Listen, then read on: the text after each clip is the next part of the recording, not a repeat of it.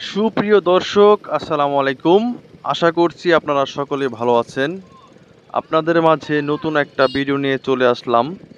আমি এখন আছি ফুটনগর, ধামরাই, ঢাকা।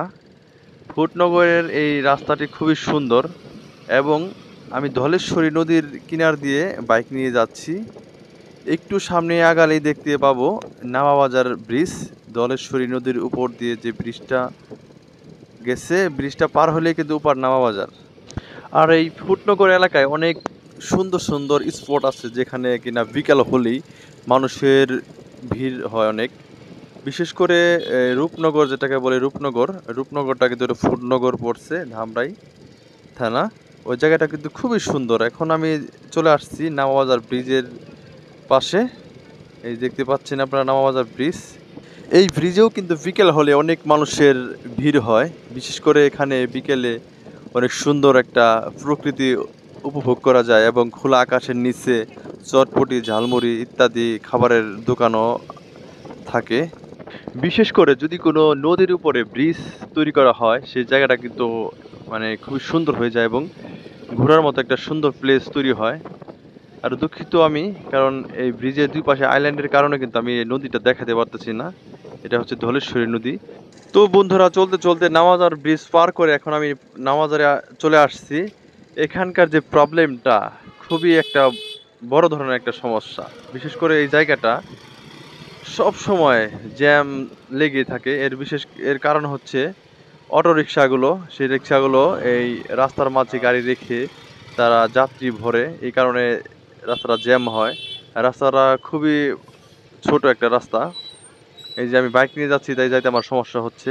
আর একটু সামনে গেলে একদম দেখতে পারবেন যে কি একটা অবস্থা। আর বিশেষ করে এখানে যে বড় গাড়ি, ট্রাকগুলো, সেই ট্রাক কিন্তু ওই রাস্তার পাশে রেখে কিন্তু তারা আনলোড করে। এই কারণেও এই রাস্তাটা জ্যাম হয়। এই দেখতে পাচ্ছেন আমার যে ডান পাশে কতগুলো ট্রাক দেখতে পাচ্ছেন, তারা কিন্তু গাড়ি পার্কিং করে এখানে এই মাল আনলোড করছে। এই কারণে এই জ্যামের সৃষ্টি। আর একটি কথা না বললেই নয়, সেটা হচ্ছে এই নামাবাজার কিন্তু এখনও কিন্তু চাঁদাবাজি অটুট রয়ে গেছে। বিশেষ করে যে অটো গাড়িগুলো দেখতে পাচ্ছেন, সিএনজি অটো রিক্সা, অটো গাড়ি, বিভিন্ন ধরনের গাড়ি এখান দিয়ে যাতায়াত করে, তাদের কাছ থেকে কিন্তু এখনও চাঁদা নেওয়া হয়। এটা কিভাবে সম্ভব ভাই? আমাদের দেশে এত কিছু হয়ে যাওয়ার পরও এখনো চাঁদাবাজরা যে এখানে টিকে আছে, কিভাবে সম্ভব? এটা কি পুলিশের মানে চোখে পড়ে না? এখানকার চাঁদাবাজরা এখনো অটুট রয়েছে। তাদের প্রতিনিয়ত তাদের চাঁদা তুলে নিচ্ছে, কিন্তু এটা প্রতিবাদ করার মতো কাউকে দেখছি না।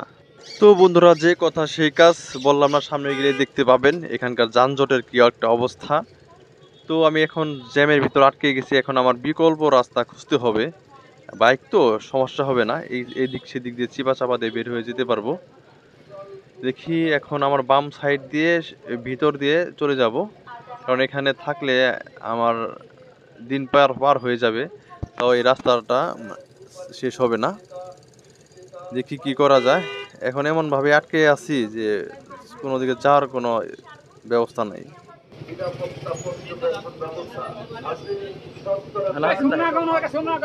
হ্যাঁ, গুন্ডা দেবো।